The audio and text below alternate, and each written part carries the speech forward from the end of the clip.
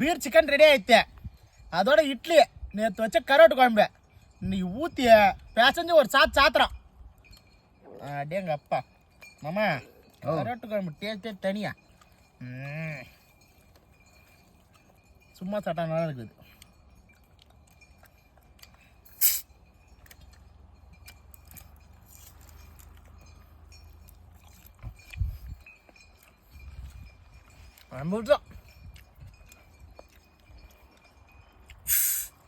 என்ன மச்சான் சுருன்னு சத்தம் கேக்குதா?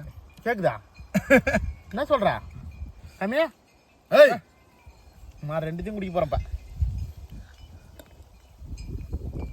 ஏய் ஏய் ஏய் ஐயோ பொங்கறப்பா. ஐயோ நானடப்பா. ஐயோ மேல